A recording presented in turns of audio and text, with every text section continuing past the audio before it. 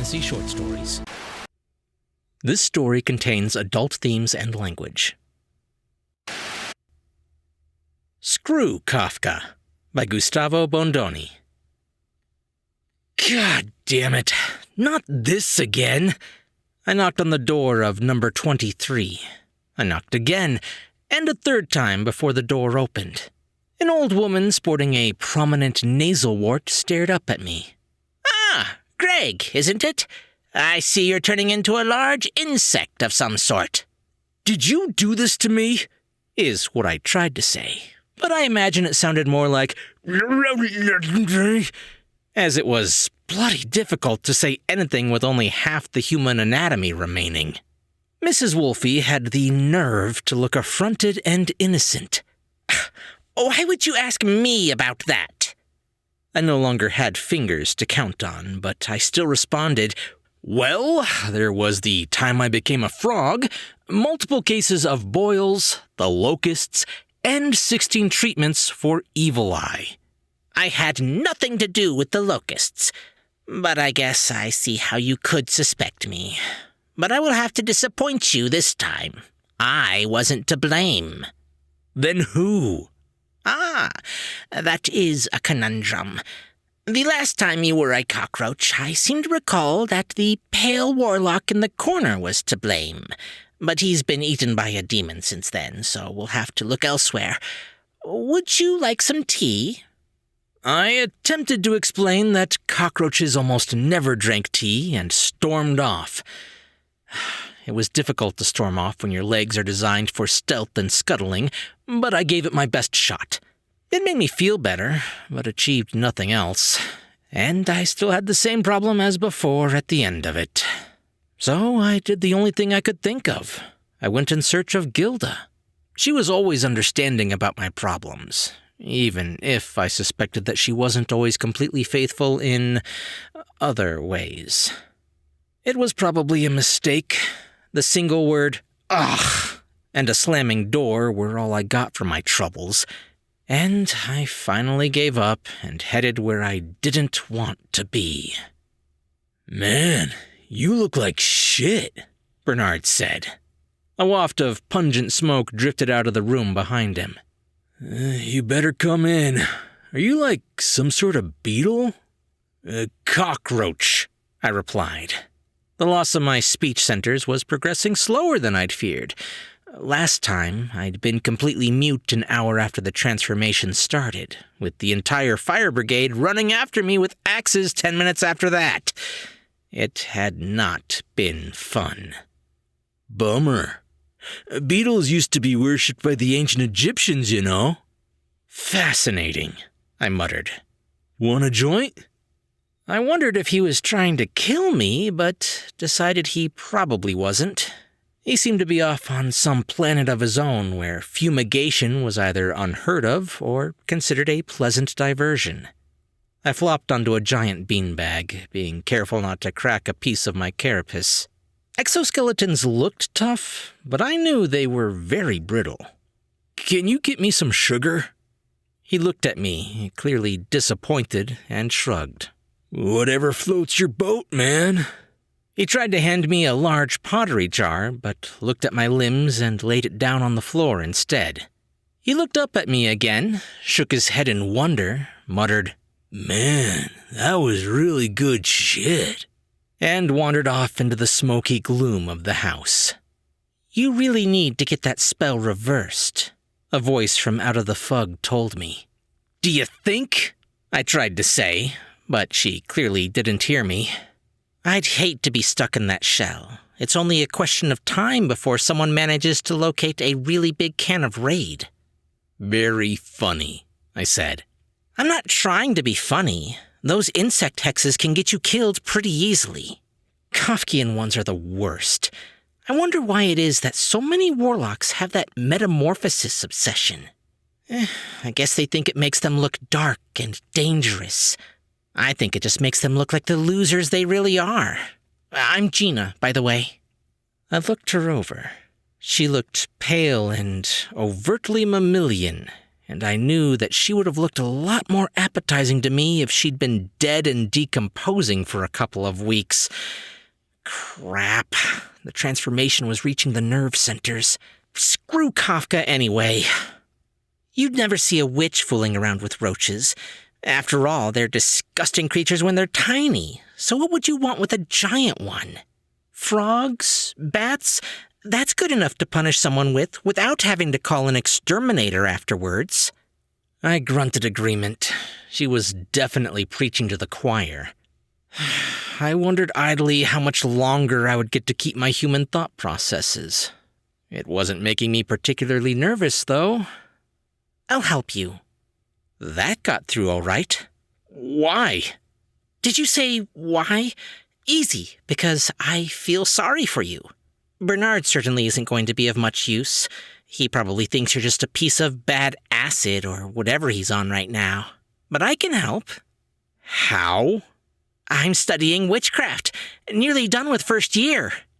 Something in my mind, some instinctive self-preservation function reacted, and I slammed into the door with a chitinous thud.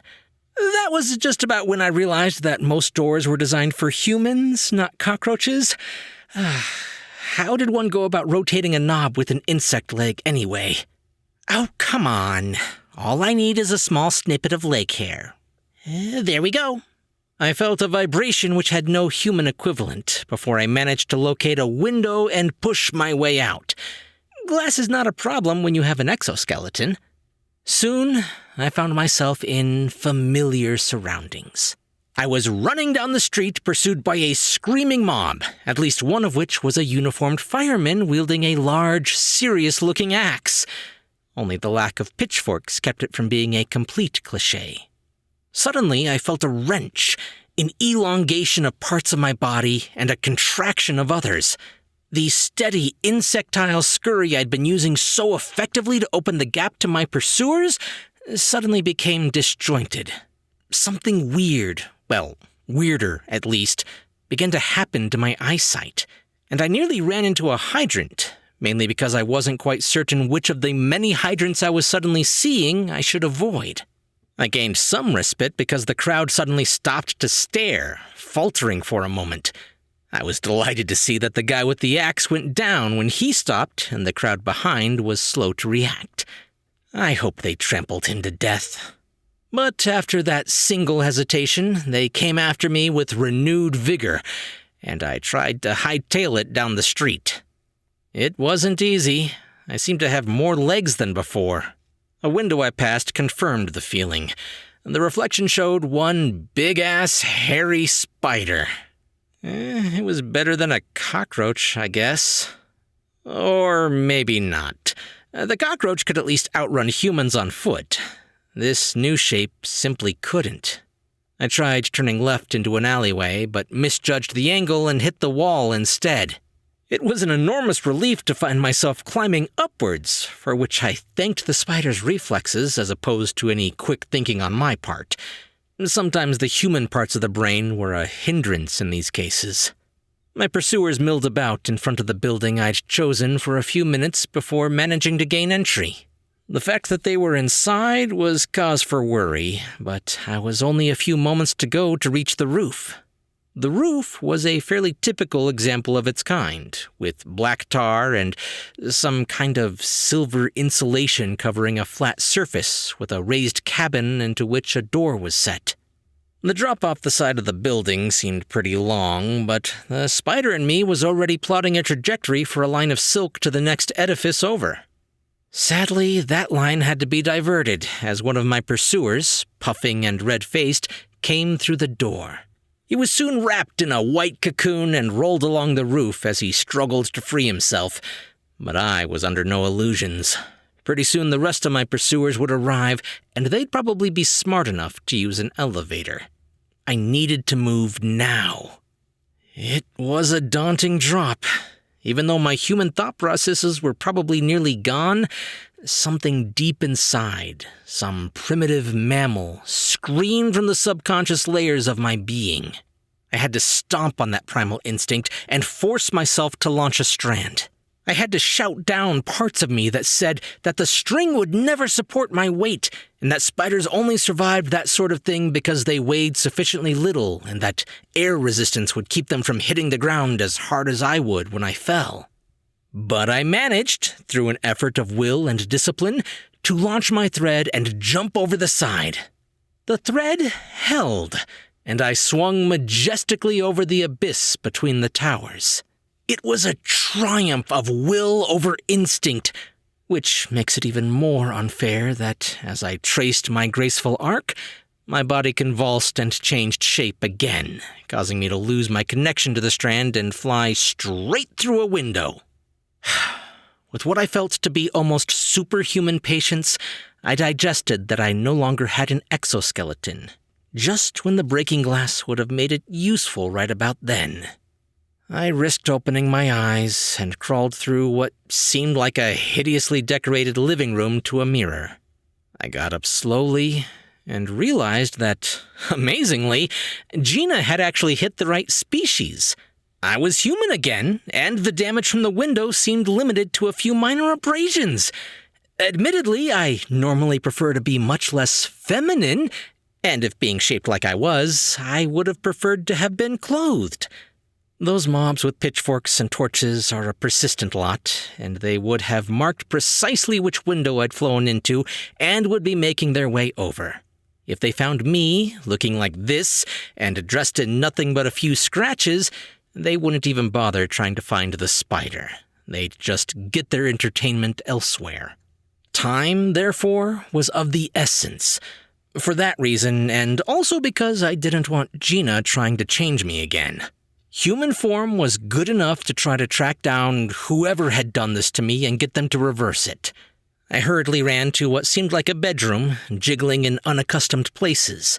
That is to say, I was jiggling, not the bedroom. I located a pair of 2 big jeans, which I held in place with a belt and rolled up, and a man's shirt which I knotted in place. Shoes were not in the cards. This was clearly a man's apartment, but at least I looked semi-decent. The door, fortunately, was on the latch, and I managed to duck down the stairs onto the floor below just before the mob coming up reached the one I'd vacated. I calmly called the elevator, waited while the mob disembarked on the floor above, listened while they started to knock down the door, and took the descending lift to the ground floor. "Hi, Gina," I said when I saw her waiting by the door. She took a second to understand what was going on, and then pumped a fist into the air. "Yes!" she exulted. "I knew I'd gotten it right this time. You're human again." "I have much bigger boobs than I wanted," I told her.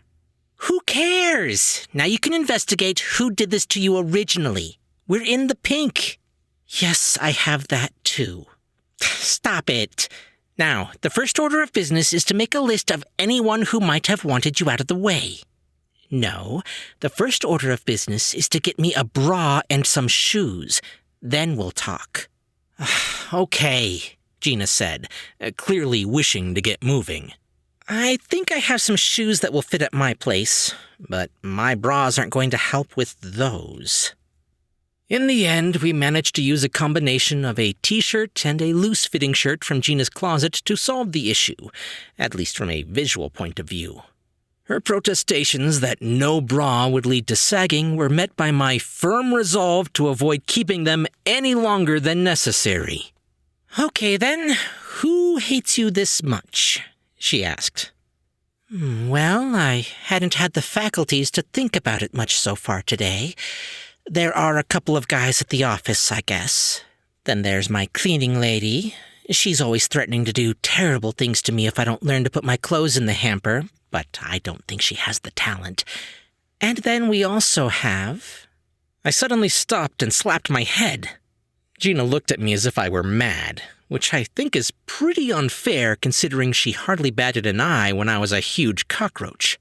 "Irene!" "Who?" "Irene. The last thing I remember last night was heading to the old pub over on Crescent Street and having 3 or 4 drinks. They had rum in them, as I recall. The problem is that that's the bar where I met Irene, and she still goes there. I remember seeing her and climbing on the table, and that's where it gets really fuzzy. Climbing on the table? It seemed like the best course of action. I probably slept with her. I always hook up with Irene when I'm drunk. So what's the problem, other than the fact that it sounds kinky when a girl says it? I rolled my eyes at her. Irene is a little needy, in much the same way that Stalin was a bit of a sociopath. Every time we get together, she thinks it's for good, and we end up having a huge argument the following morning. Last time, I thought that was the last I'd see of her. But clearly it wasn't. I can picture it now. She probably asked me when I would marry her, and I'd probably said I'd rather be a cockroach, and voila! People really shouldn't sell spells like that to crazy ex-girlfriends. I paused for a second. I probably didn't even need to tell her about the cockroach. She's totally into Kafka and dark stuff. She always seemed like the type that would try to kill herself and fail just for the attention. I let out a frustrated sigh. And now I'll spend weeks tracking down the guy who made the spell, and then getting him to sell me the antidote. Well, there might be another way, Gina replied. What? What would you do in my position? Honey, if I looked like you, I'd pop into the nearest modeling agency, find the prettiest pretty boy in there, and offer to give him an amazing time. Then I'd do it again with the next nearest, and so forth. I wouldn't stop until everything below my waist chafed like hell. I shuddered. Not even remotely interested. It's your loss. There's power in being irresistible. Even so. All right, then let's try this. How about you let me turn you back? No, don't run. Remember what happened last time. I'll just try anyway. Okay, I'll listen, but letting first-year witches experiment on you is a good way of ending up dead. Now that you're not an insect anymore, it should be obvious even to you that we're almost there. I think I can have you back to your old self in about 2 more tries. Why 2? Well, first I'm going to give you a form that will allow you to pay for all the help I've given you. I'm thinking of keeping your external beauty, but making it more of a male beauty. And the big boobs? Well, I'm sure I can find somewhere to put all that mass. Can't you just turn me back in one go? I mean, it's probably fun to be handsome and huge, but what if something goes wrong? Or if you can't get me back on the second try? Or if you just say, to hell with it once you get what you want? I might look better, but I want to be me. I like being me. And besides, isn't charging me that way a bit uncivilized? Don't be such a whiner. Even if you did manage to track down Irene's warlock, what do you think his price would be if you show up looking like that? It's always something, isn't it? Crap. I guess I'll just have to trust you. Sure looks that way, doesn't it? We walked in the general direction of Bernard's opium den. I wondered, somewhat despondently, whether that was a good idea. Have you ever had one of those days? You mean when a crazy ex turns me into a giant insect to get their revenge? Yeah. Nope, can't recall any. I assume it isn't all that much fun. I thought about it. Beats going to work, I guess. Though how I'm going to explain yet another day lost to a cockroach curse to my boss is something I just can't imagine. Better make it 2 days. Why? You're pretty tired. I'm going to want you fresh and ready, so you're paying off my magic tomorrow. You may want to take a 3rd day to rest afterwards, too. Oh, yeah, I guess that sounds logical. I immediately resolved to mend my ways. No more crazy women, no more late drunken nights, and especially no more witches. Just like last time.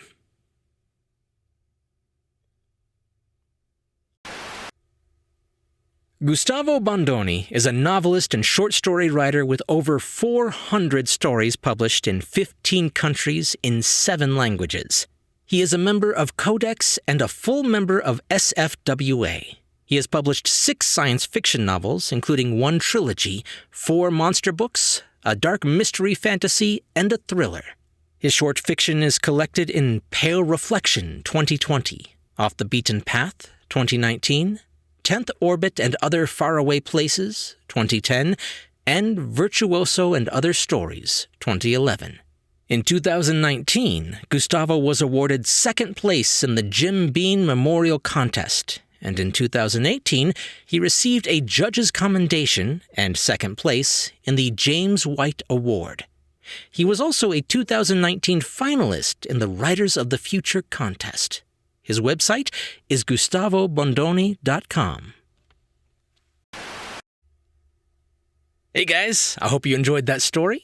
So, Gustavo Bondoni is a returning author. If you've been around for any amount of time here, you've probably heard some of his work. He's got quite a few on the channel, and they are amazing stories.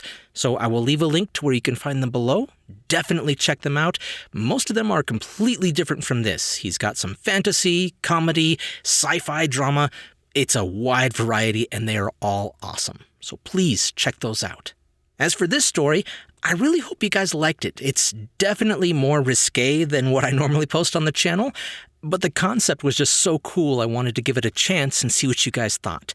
That and my most popular story of all time, by far, is actually more risque than this one, so I'm just kind of feeling the water and seeing how you guys liked it. I know a lot of my fans have kids, and also my parents and grandparents listen to the show sometimes, so that's why I put the warning at the front, and I'll probably continue to do that with anything that is a little bit more adult in nature. So that's just my plan going forward. Let me know what you thought. And if you liked the story, be sure to leave a thumbs up and a comment if you're on YouTube. Or if you're listening to the podcast version, just be sure to subscribe for more brand new short stories. I'm Chris Herron, and that's it for today's Tall Tale TV.